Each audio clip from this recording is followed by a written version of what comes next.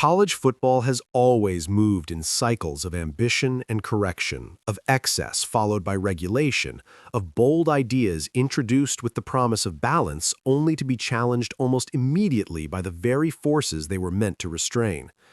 The sport is once again standing in that familiar tension, and this time the flashpoint is the new revenue sharing cap, a mechanism designed to calm a system that many believed had spiraled beyond control.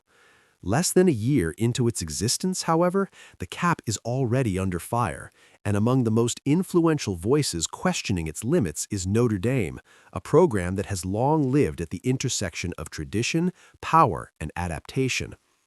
The intent behind the $20.5 million annual revenue sharing cap was straightforward, at least in theory. By placing a ceiling on how much each school could directly distribute to its athletes, college football hoped to bring order to an era defined by NIL excess, rampant transfer movement, and rosters that felt increasingly temporary. The cap was supposed to narrow the gap between the haves and the have-nots, slow the carousel of player movement, and encourage stability in a sport that had begun to resemble free agency without guardrails. It was sold as a necessary reset, a way to protect the long-term health of the game while acknowledging the new reality that athletes deserved a formal share of the revenue they helped generate. In practice, the effect has been far more complicated. The chaos did not subside, spending did not meaningfully slow, player movement did not reverse. If anything, the sport has simply learned to operate more creatively around the new structure. NIL money continues to flow, often dwarfing revenue share distributions, and the cap itself has become less of a limit than a baseline. For elite programs with deep pockets, powerful donor bases, and sophisticated infrastructure, the cap has functioned less as a restraint and more as an inconvenience, something to be navigated rather than obeyed in spirit. Notre Dame sits squarely in that reality. The Fighting Irish are among the programs capable of maximizing every inch of the system, combining revenue sharing with NIL opportunities that keep spending levels high even as the cap technically remains in place. The result is a landscape where big-name players returning to school still feel like surprises, where transfer announcements continue to dominate the offseason, and where parity remains more theoretical than real.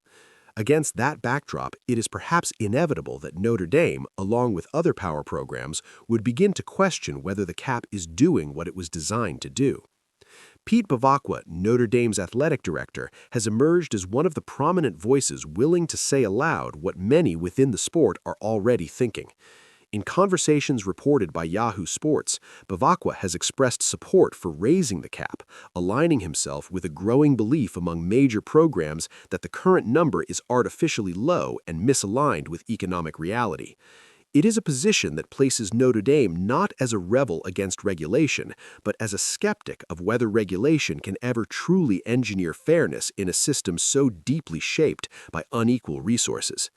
Miami athletic director Dan Radakovich articulated that skepticism bluntly, noting that capping compensation has historically failed in college athletics. His argument cuts to the core of the issue: enforcement.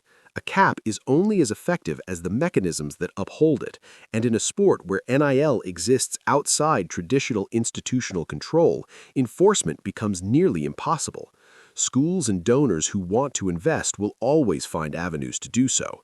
Limiting one stream of compensation does little when others remain unrestricted, loosely governed, or functionally unregulated.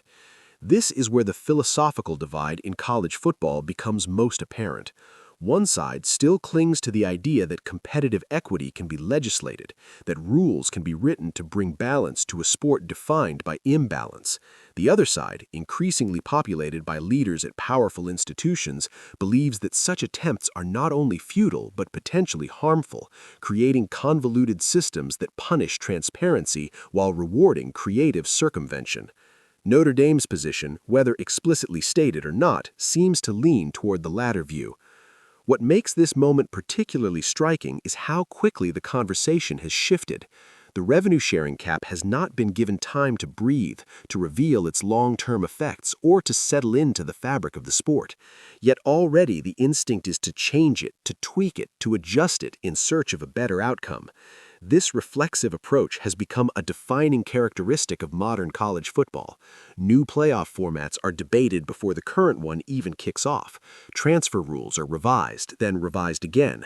NIL guidelines are floated, challenged, and reshaped almost in real time. The sport is perpetually in beta, forever trying to fix itself before fully understanding what is broken. There is an irony in all of this, especially considering the origin of the revenue sharing cap. Unlike many other changes in college athletics, this structure was not the result of conference commissioners voting behind closed doors or presidents negotiating compromises. It emerged from a court-ordered settlement, a legal resolution imposed rather than chosen. That distinction matters because it makes the cap harder to alter. Adjusting it is not simply a matter of consensus or political will within the NCAA ecosystem. It requires navigating legal frameworks, settlements, and obligations that extend beyond the sport's usual power brokers. And yet, history suggests that where there is will among college football's elite, there is often a way. The sport has repeatedly demonstrated its ability to bend structures to fit the interests of those who wield the most influence. Television contracts reshaped conferences, playoff expansion followed pressure from the biggest brands. NIL itself, once unthinkable, became inevitable when legal realities collided with economic truth. If Notre Dame and its peers decide that the revenue sharing cap must change, it would be naive to assume the system will remain static. At the heart of the debate lies a fundamental question: what is college football trying to be? The cap was born from an aspiration to protect smaller programs, to prevent them from being completely overwhelmed by schools with greater financial muscle. But even under the cap, tiers still exist. Not every school can afford to distribute the full $20.5 million. Not every school has NIL collectives capable of supplementing that figure.